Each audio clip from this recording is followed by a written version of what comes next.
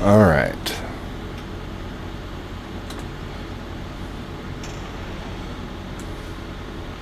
Okay, live chat is going again here.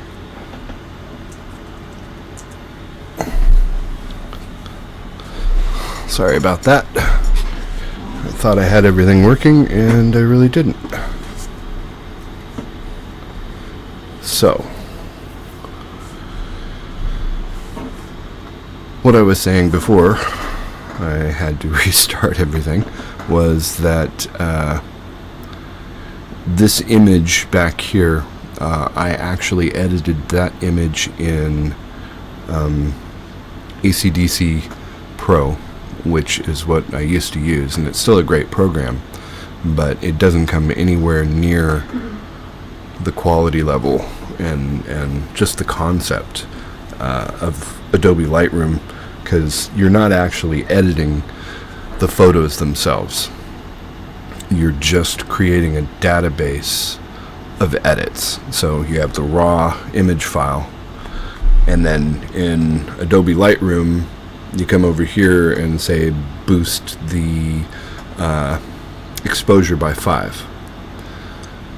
So it just keeps that in a database and says, okay, display this raw image with +5 exposure. So it never actually changes the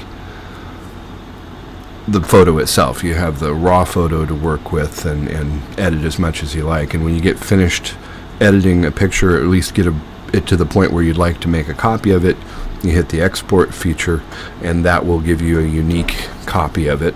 And still you have the database of changes within Lightroom, and you have the raw image file that you could start from scratch on. So that's the beauty of Lightroom, or one of the beauties, I should say, that you never actually edit the photo itself. As a matter of fact, it won't let you save the changes. Let's see here. Now I just got to pick a image that I want to work with. And this is, of course, when it was snowing.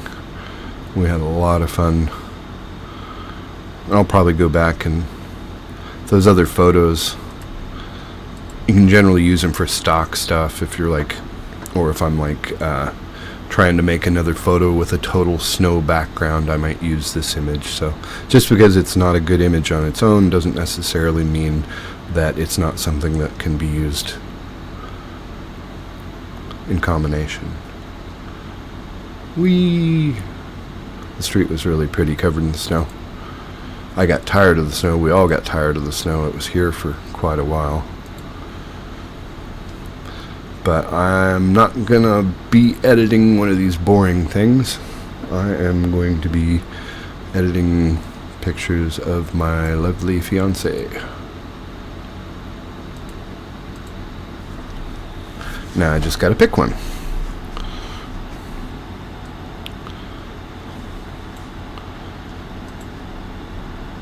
That's just way too dark, but that's the beauty of exposure and light balance. I think maybe I don't like the fact that the garbage can is in the background, but I wasn't really thinking too much. It was just like we had the idea, we should get some shots of you in a bikini in the snow, and we didn't exactly want to go very far from the front door. The front yard is a mess because this big old tree in the background here was drooping down, covered in ice and snow, and it was just gnarly. So I ended up having to cut a bunch of it down, and then it snowed more and covered the branches. So once the snow melted, I was able to get out there and stack all the branches where they belong.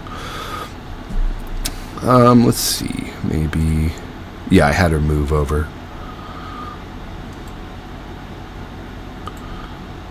Oh, I don't think I edited a version of that picture. I like that. She's smiling pretty good there. But I am pretty sure that that is one of the pictures that I chose to use, because she's looking very nice. So, on the library mode here, you've got the folder section off to the side here, and down below you've got the display of the images that are actually in that folder that you have selected. and you find the image that you want to work on and click on develop up here.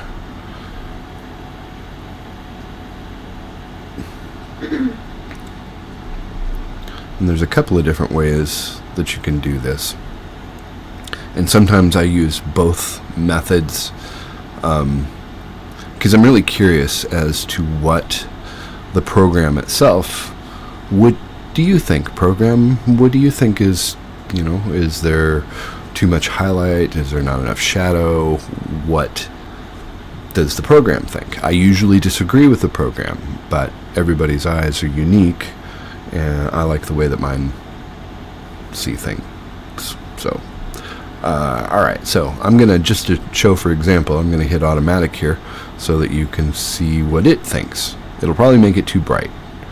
And I always seem to be coming in and dropping it down a little bit there. And she's not highlighted enough in the window. That's not too bad. I kind of like that. So I may be lazy with this one. We'll do a little more manual work on the next one, or I'll just walk through each one here and see if I can make it look better. But I'm going to go ahead and click on the crop overlay. And I love this as well because once again, you're not editing the program.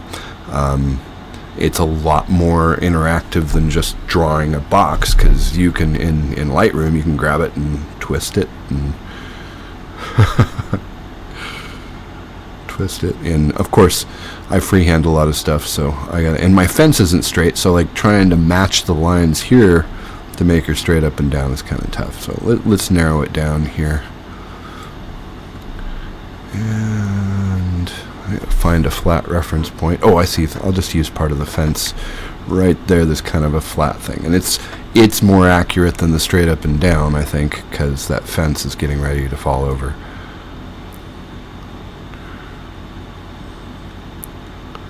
So that's pretty close. And done. And instead of editing the whole photo and like changing it, it just says just display this much of the photo and display it at this angle.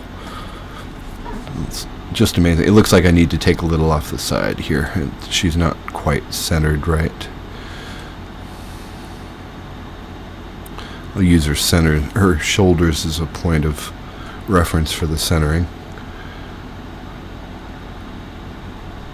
Eventually I'll go back in with Photoshop and remove. I guess I could crop that yellow out, but I want to make sure she's got plenty of headroom. I don't want it to be too squeezed. And I can always go back with Photoshop and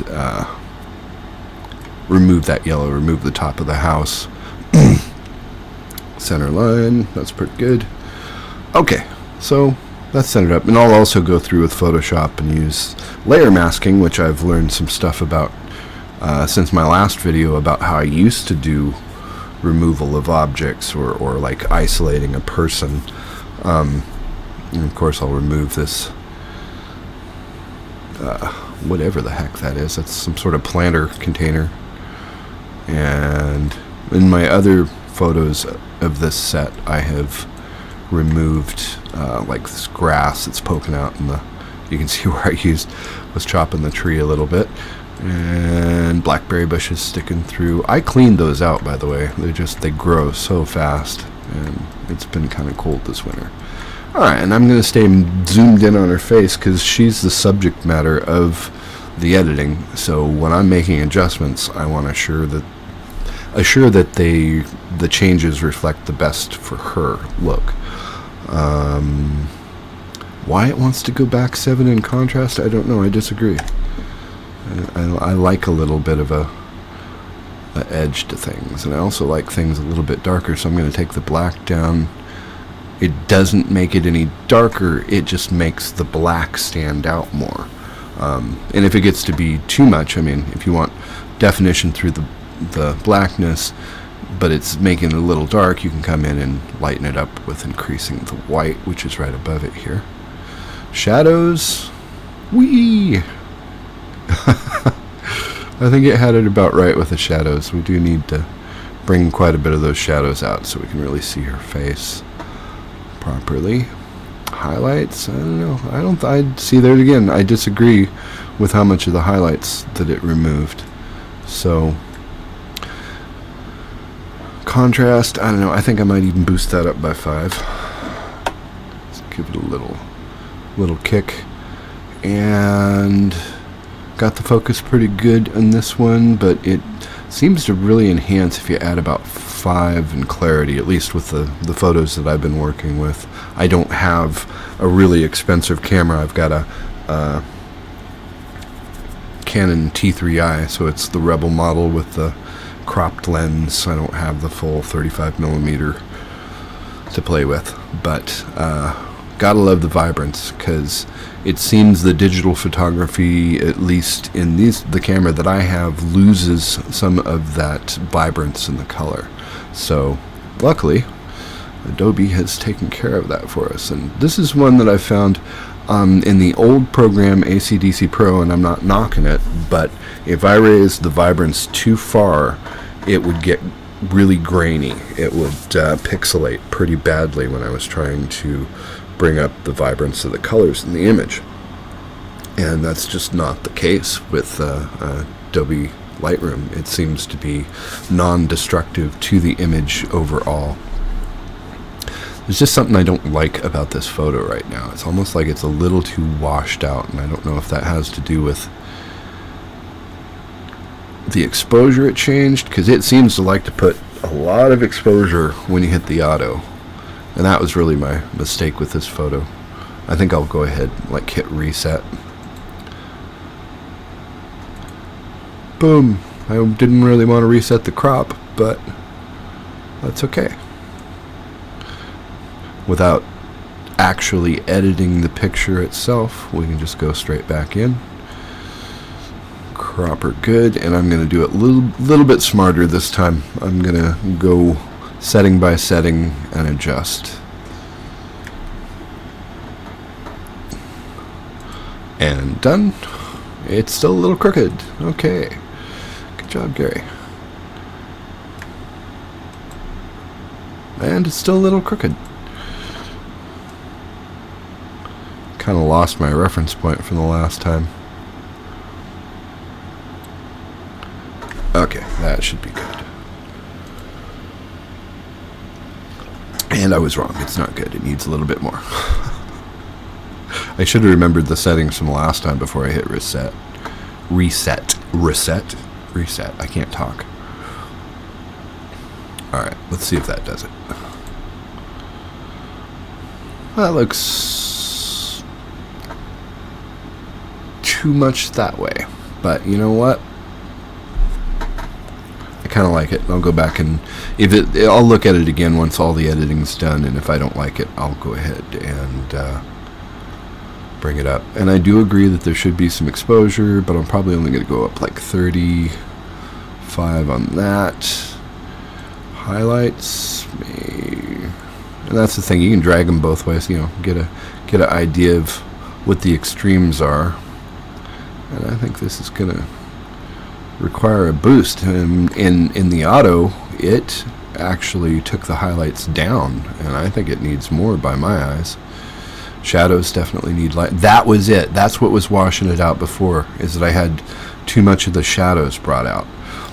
So if I just do, say, 20, I can go in here and type just 20 and have it work too, so that's good. And I'm going to zoom in, get a better idea. In whites, we're going to increase.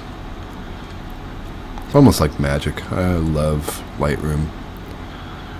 Yeah, I don't think I can really, it doesn't, since it's not going to cause any degradation to the end image, I'm going to go ahead and crank the whites all the way up. It looks appropriate to me. Maybe for just sanity's sake, I'll come back to 90. That way I'm not jacking it up all the way.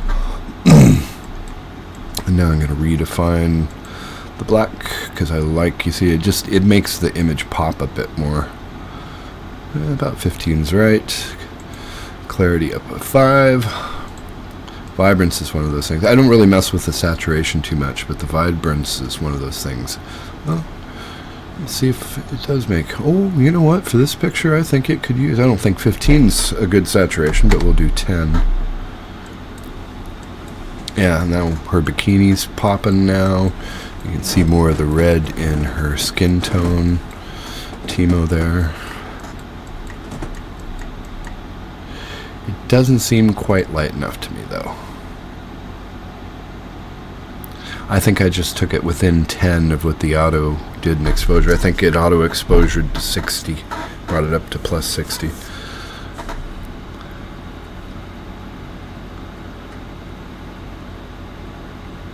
Now, there's some other stuff down here, like if you want the yellow to pop more, you can select yellow down below here, and there's saturation and hue and luminance. Kick that up. It seems to be a yellowish green. Oh, look at that. It makes the red. If I got red? That is red. Okay. Well, I'm not sure what it did there. It deselected. I get it. Okay. I was clicking on yellow, please. Thank you.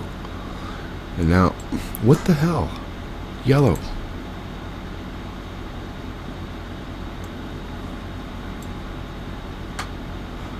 Okay, I'm not sure why it wants to be weird here, but there. You see, and you wouldn't really want to go too far with this one, and you can check up here. There's a little switch, so you can go, okay, what does it look like without the boost in yellow? Not that much difference. It's more of a subtle difference. I'm going to go up to the extreme of 100 and see what it does. That's not too bad, actually. It makes it look more yellow and less green. Let's see if I'm just fooling myself here. I'm just fooling myself here. There is a little bit of an increase, but that didn't seem to make much of a difference at all.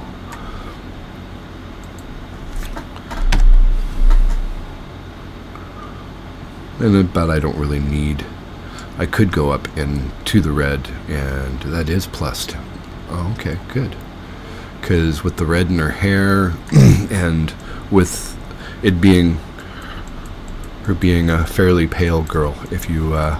increase the reds, it kind of makes things pop a little bit more. I like where the green's at, though. And I'm gonna check the... Yeah, I think I went a little too far there. Let's try that. Yeah, that feels more natural. I like that. Alright. So I've got... Oh, that's the other beautiful part about this. You can click down here and get a side-by-side before and after image. Totally dig that. And it's like, sometimes I will edit a photo and I'll do that side-by-side comparison, and I will have totally messed up the image, and it's at this point right here where I go, oh, gee, I guess I better go back and start again. But this one I like. I like the edited, how this looks, the overall boost. I think it makes it pop. I might even do, I don't know, should I do Adobe Photoshop separately, or should I actually do some editing in Adobe Photoshop here? But the first trick is to export.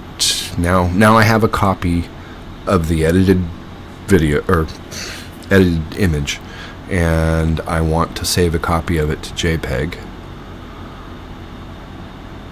So I just go to export from the file menu.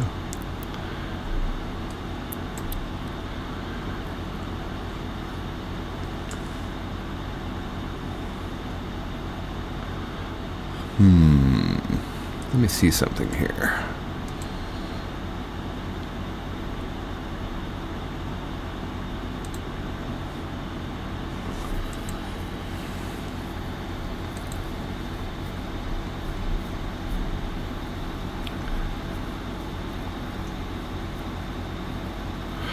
I made a YouTube folder to save these into so it wouldn't be mixed in with a bunch of other images.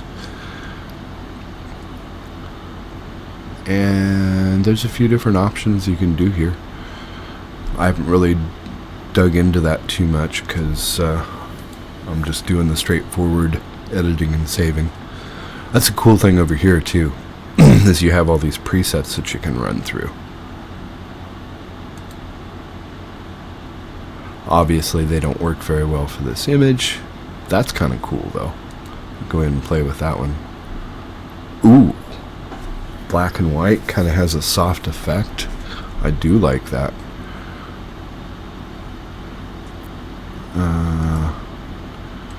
But the program even comes with a bunch of presets, so I have not actually used one for one of my photos and kept it that way, but there's some really cool. I know at some point I'll find some use for them, and I guess that you can write your own presets and save them and share them. I've seen a few different professional photographers that have been giving away, letting people download their presets. I post a lot of my excuse me, a lot of my images on VBug.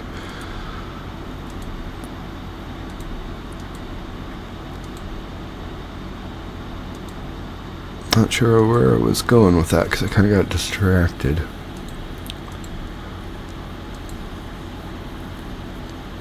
Oh, that's what I was going to say. On VBug,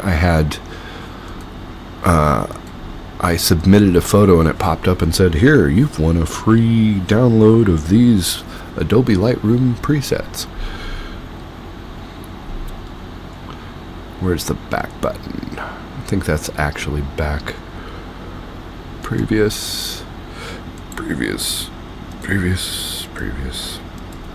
I've got the copy I want. What I'd probably do is just go reset, and then if I want another copy of it, I'll just go back and edit it again. Let's do a little bit brighter image.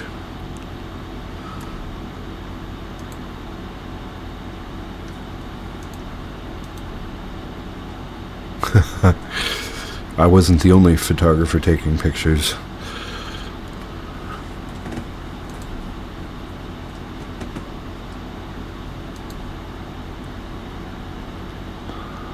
That had to be cold.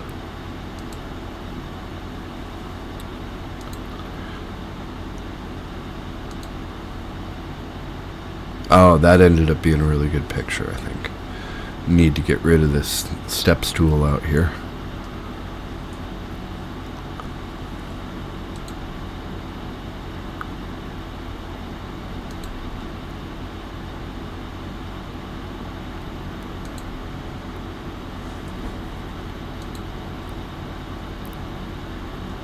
Yeah, I think that was the best one. But I got to zoom in on that one too much, so I'm going to come back to one of these over here.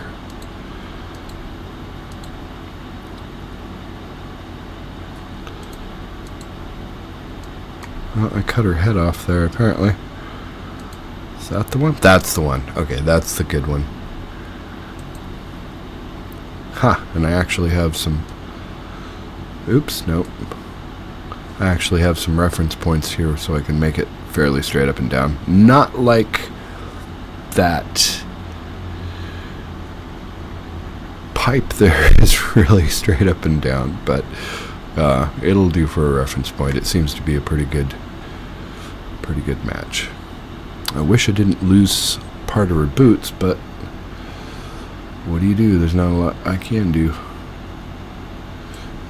And so I'll crop in from here, get rid of the bike and that. Well, you were good for a reference point, Mr. Pipe, but now you get to leave the image. Gotta get... I guess nobody will be able to really tell what that is as long as I crop it to right about there, which means center her up. I'm going to have to come a little bit further this way. Hey, I can get a little more of her feet in there this way too. That's better. There, I'll center it up on her butt.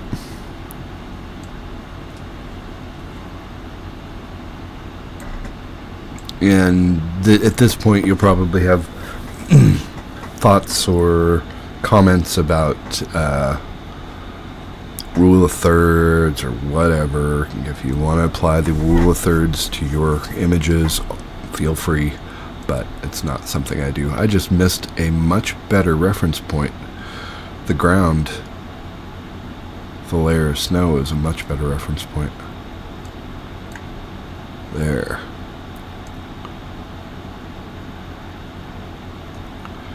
Really wish that fence wasn't so messed up, because then I could just use it as a reference point.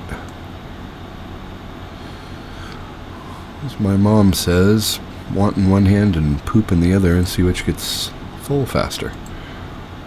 Okay. There's some other stuff down here I didn't get to, like you can do some custom stuff from here. Not custom stuff, but some effects. And there is some sharpening tools down here. Lens correction. It's so beautiful.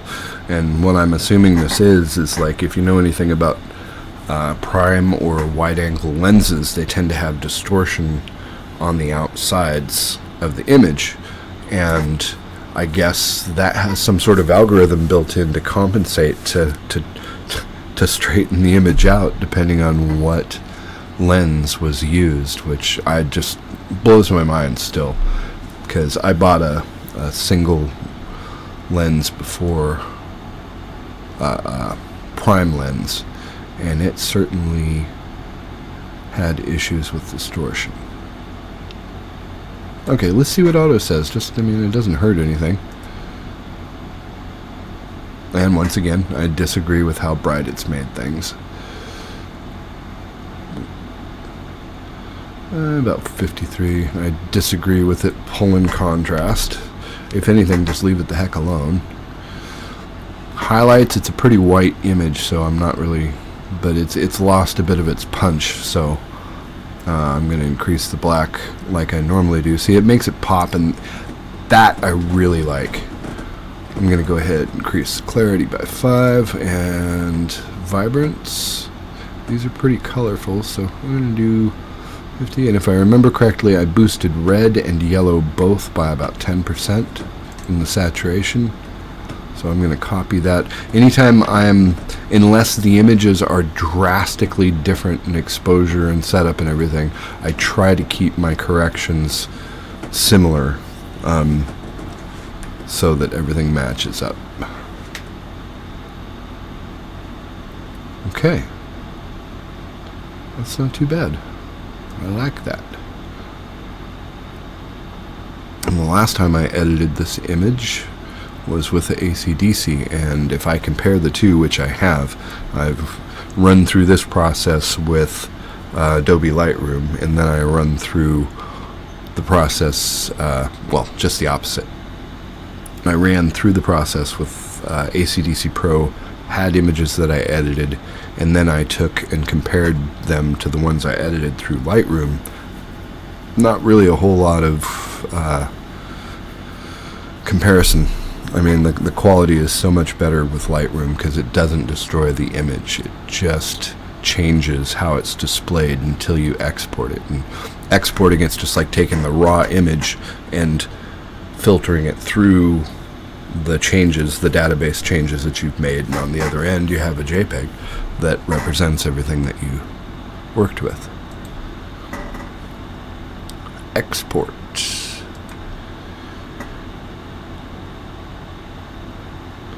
I already chose a folder, YouTube.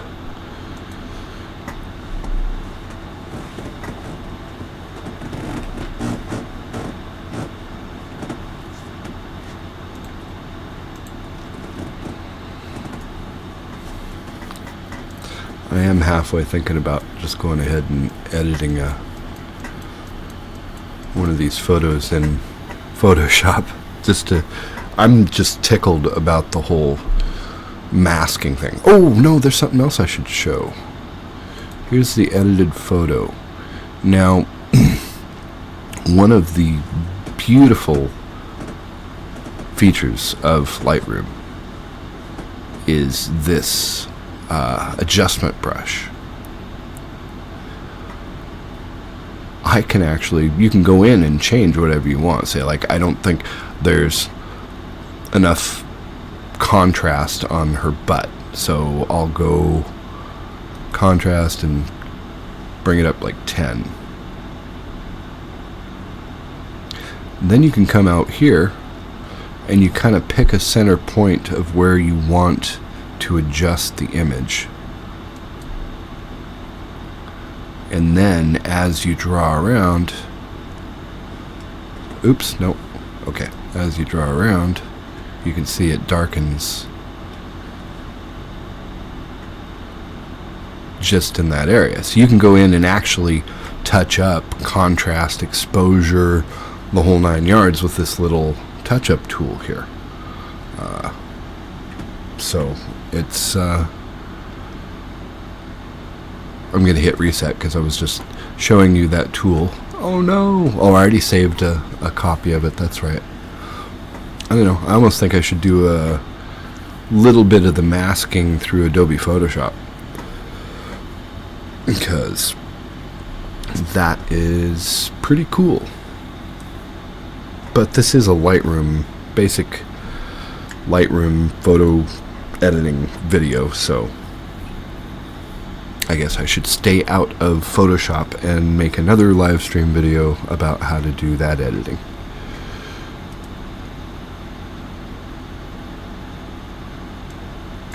Let's try one more photo before we go, something a little different. Pictures out my bedroom window here, or our bedroom window I should say. It was snowy in Oregon.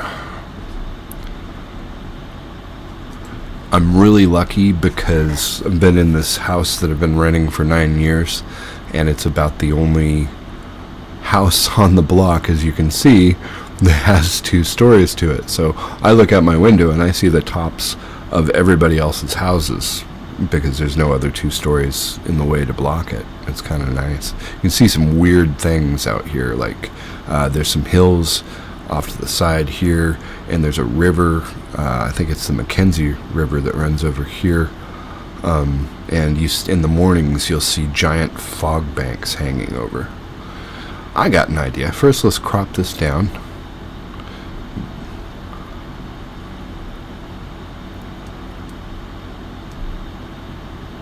I think I'm going to make this one weird. I think I'm going to play with this one a bit. And let's cut a little bit of the civilization out. If I cut too much out, then we're going to lose the feel of it. So I'm going to be really careful. And then if I come over here, there, that looks a little better. I haven't cut all of civilization out of the photo, but if I really wanted to, I can come back later and use Adobe Photoshop to cut out like this light post and the chimneys. But in reality, it's like a mix. It's a urban yet forest looking setting. So that's Eugene for you. You drive down any of the streets here and you're going to see trees like crazy. Alright, let's try auto just for the heck of it. What do you think? No! No, no, no, no, no, no. Okay, we definitely want colors to be... I'm going to hit reset. What did it increase? It just increased the whites and the exposure. I don't know, maybe I should use this as a base to play with. Boost up the vibrance a lot. Kick in the saturation. 5 in the vibrance. Kick in the blacks to make things pop a bit more. And we actually want more shadows here, so if you go one way it lightens all the shadowy areas. If you go the other way it strengthens or darkens the shadowy areas. So, and actually this is one of those photos that I think I could actually, whew, that's a little too deep. It's beautiful though, but I don't want it to look like a page out of a comic book though. I want it to pop. I want it to show the color that the sensors don't show, but I don't want it to be so much so that it ends up being artificial looking. I think that's pushing it right there. Now I could come down here. Let's see what happens if we just take the blue and make it go nuts. That's a bit strong, but I like it. So I'm going to come back down some, couple of clicks here. There's endless possibilities, endless combinations. Everybody's eye is different. They're going to see the image in a different way. Different settings are going to appeal to them differently. So what I'm doing here may or may not be what you do on yours, but I'm just giving you an example, and hopefully I'm hitting a couple of features like this unbelievable adjustment brush where you can go in and change things bit by bit. See, some of the stuff I haven't even used yet. I don't even know. Gradient filler, red eye correction, which is really good in this one. Spot remover I haven't used. They've definitely impressed me with the method for cropping. Yeah, I think I'll come down 5 on the vibrance now that I've boosted the blue, because like I said before, I like it to pop, but I like it to look natural too. Okay, I'm gonna hit export.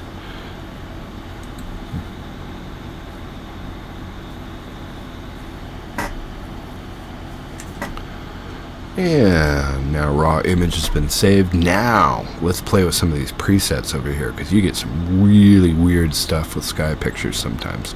I mean, maybe this is one of those really boring ones, but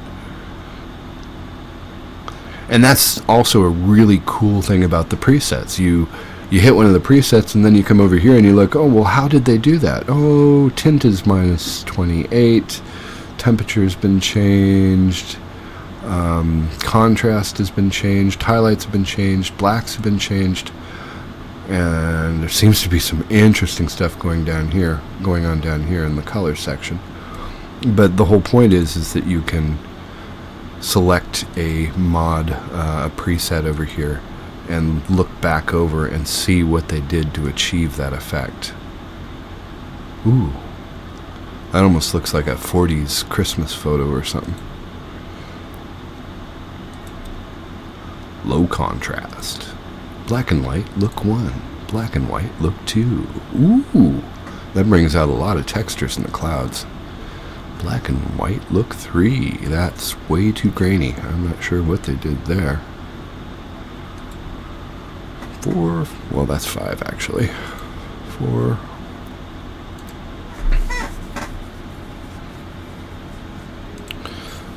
Color presets, here we go. Aged photo, and it really does. That's really impressive, because I've been doing photography since myself personally since junior high school, because they had a darkroom. We built pinhole cameras and went out and took pictures, developed the images ourselves, developed the negatives from the roll type cameras, and made prints, the whole 9 yards. And I've always loved photography. My mom was into it first, and that looks really cool. Bleach bypass. How the heck do they do that? Minus 50 on the saturation. Heavy boost in contrast. Not much in the exposure. Saturation down in the blue. I don't know what it is about that, but it just looks awesome. And it's not my edit, so I probably won't use it necessarily, because I like to keep things, even if I use a preset, I'll generally tweak it to fit my liking. And that's the other beauty. You're not going to overwrite your exports, because it comes up and says, hey, you've already got one here named that. Would you like unique names? Unique names, and then you can have them both. Sorry, I'm being distracted because it sounds like my son is home with his friends and they're going a little crazy in his room, so this is probably a good time to stop this stream. I will go ahead and come back and do another stream later that has some Adobe Photoshop editing, because the things that I've learned about layer masking, just incredible and revolutionary. Same principle applies. You are editing the actual photo with Photoshop, but when you're deleting things, you can delete things without actually destroying the image. You can just put a mask over it, and then it like blocks it out. It's pretty amazing. I don't really see. I could go back to my old tools and do okay, but once you get into Lightroom and Photoshop, I really don't know how you can go back, because they're just amazingly powerful tools, and I'm very, very glad to have got my hands on the newer versions. I've been using Photoshop since version 2, but I will admit I've been doing things the hard way, and I just recently learned about layer masking, which is really sad considering how long I've been using Adobe Photoshop. But anyway, that I just wanted to get on and do a quick, I can't really call it a tutorial, it's just I wanted to show people how this works, how Lightroom works, how I use it personally. You may not use it this way, but maybe you can take this video and use it to find your own path in using it. So, have a good night or day or wherever you are, and I will be back on with another live stream, which turns into regular videos within the next day or so. I plan to do a lot more live streaming. I've got some new games and stuff too, but I like to do the photography educational stuff because I'm pretty excited about it. This image here in the background is tied to the little sparkles that you see. That's tied to a plug-in program for Photoshop, and it's really cool. It makes some interesting effects. I wouldn't use it much because you don't really have all that much control over what ends up in the photo. You do, obviously. I mean, I got semi-creative with this image here, but I'd like to have a little bit more control over maybe how many spikes each one has, and how bright the center is, how big the white part in the center is, or the colored part. I'd just like to have more particle shop, I think is what they call it.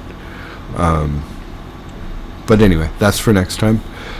Thank you for watching, whether it was live or in the video form.